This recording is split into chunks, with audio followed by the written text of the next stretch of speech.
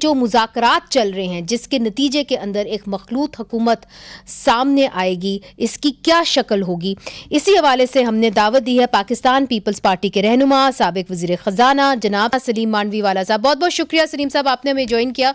अब बात यह है कि जो पावर शेयरिंग डील आप लोगों के दरमियान पाकिस्तान पीपल्स पार्टी और पाकिस्तान मुस्लिम लीग नून के दरमियान तश्कील दे पाएगी, उसके अंदर जो हमें हमारे ज़राए बता रहे हैं वो ये है कि पाकिस्तान पीपल्स पार्टी ने गवर्नर की पोस्ट मांगी है। सिंध के अंदर तो आपको मिलेगी, बलोचिस्तान में और पंजाब में भी, ये दुरुस्त है? जी, हमने इनिशियली यही कहा था कि कॉन्स्टिट्यूशनल पोजीशंस हमें दे दें और गवर्नमेंट का हम हिस्सा नहीं बनेंगे और गवर्नमेंट जो है वो PMLN चलाए, यही हमारा डिसीजन था इनिशियली। तो सेनेट चेयरमैन की और स्पीकर कौमी असेंबली की भी आपने जो सीट है वो उनसे मांगी थी? जी जी जी।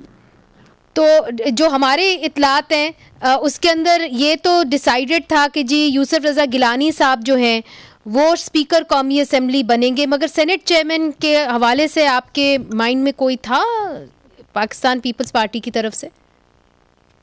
मेरा ख्याल नाम तो किसी भी सिवाय प्रेसिडेंट के और कोई नाम कोई एटलीस्ट जो हमारी मीटिंग हुई थी उसमें तो कोई डिसाइड नहीं हुआ था।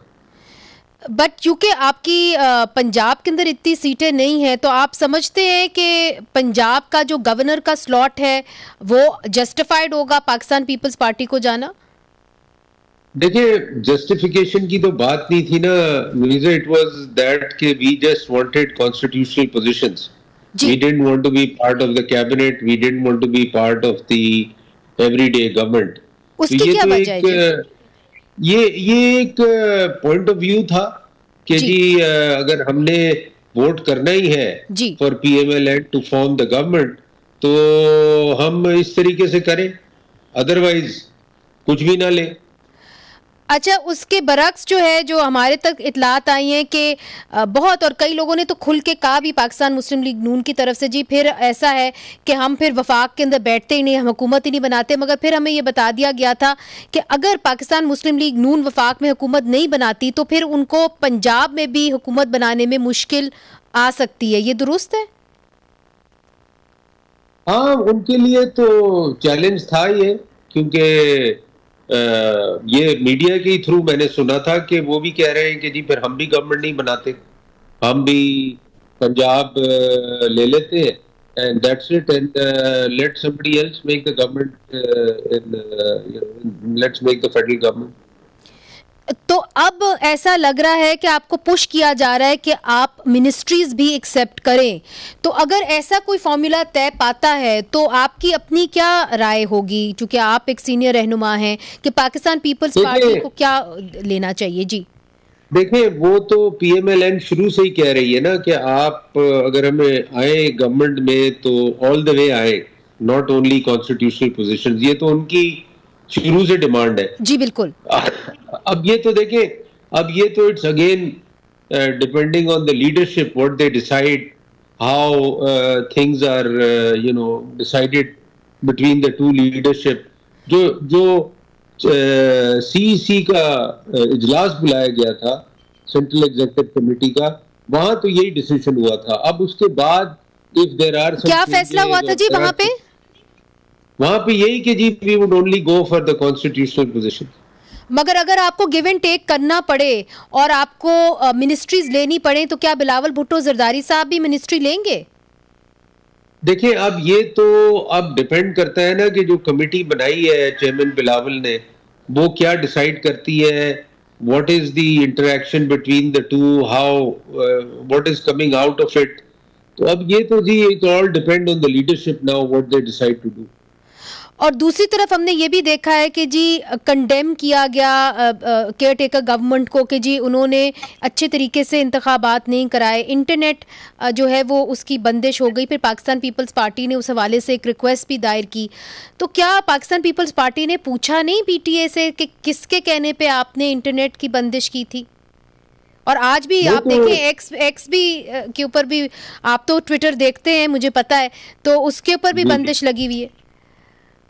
जी, आज मुझे अभी किसी का फोन आया था यही पूछने के लिए कि ट्विटर इज नॉट वर्किंग। और वो बाहर से स्पेशली जो उस पे पोस्ट लगा रहे हैं लोग ट्विटर्स के ऊपर, वो खुल नहीं रही पाकिस्तान में। जी, तो आप पाकिस्तान पीपल्स पार्टी बल्कि दीगर जमातें इस पे बड़ी खामोश हैं, इंटरनेट की बंदिश के ऊपर भी, और जो ब्लॉक हो रहे हैं। ये तो आई थिंक किसी को पता ही नहीं है, ये तो अभी this is just happened now Twitter के ऊपर, and I think we will be issuing something on this. जी आई थिंक जी अभी तक लोगों को, बहुत कम लोगों को पता है। जी बिल्कुल, और चूंकि आप वजीर खजाना भी रह चुके हैं तो आपको पता है कि अनसर्टनिटी हो मार्केट के अंदर तो उसका क्या असर हो सकता है। एक और बात सलीम मांडवी वाला साहब, आज असद कैसर साहब ने कहा कि जी ये जाली वजीर आजम बनेगा जो भी होगा, और जाली मैंडेट होगा।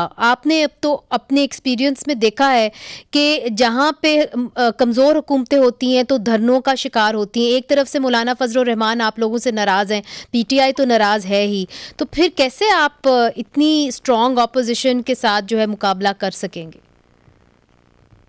देखिए जी, अब ये तो आगे चल के पता चलेगा, but obviously it's a strong opposition.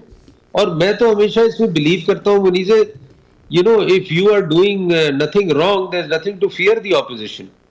But obviously challenges हैं, economic challenges are very serious, ji and which are going to be a big challenge for the new government. Ji And that बिल्कुल। is why they wanted कि जी हमारे साथ totally participation होनी चाहिए। अगर नहीं होगी तो शायद हमारे लिए चीजें चलाना मुश्किल है। तो ये जो ये डील तो फैक्ट्स हैं। जी, ये जो डील होनी है IMF के साथ मार्च 2024 के अंदर, जो अगली अग्रीमेंट के हवाले से भी होनी है, तो आप ये समझते हैं कि उसके पर कोई बराह रास्त असर हो सकता है अगर इस तरह की अनसर्टेनिटी रही मार्केट के अंदर? देखिए, गवर्नमेंट अगर स्ट्रांग है और गवर्नमेंट इज डिटर्मिन्ड, तो मुझे नहीं लगता कि उसमें कोई मसाइल पेश आएंगे। बट अगर गवर्नमेंट वीक है तो ऑब्वियसली सम डिसीजंस जो लेने पड़ते हैं IMF प्रोग्राम के लिए, वो ज़रा डिफिकल्ट हो जाते हैं एक वीक गवर्नमेंट के लिए। बहुत बहुत शुक्रिया। हमसे बात कर रहे थे सलीम मांडवी वाला साहब, और मईशत के ऊपर भी बात की, जो सियासत चल रही है उसके ऊपर भी, और कहा बड़े वाज़े तौर के ऊपर कि पाकिस्तान पीपल्स पार्टी सिर्फ जो कॉन्स्टिट्यूशनल पोजीशंस है वो चाहती थी। अब जो अपोजिशन है वो क्या सोच रही है, पाकिस्तान तहरीक इंसाफ क्या सोच रही है,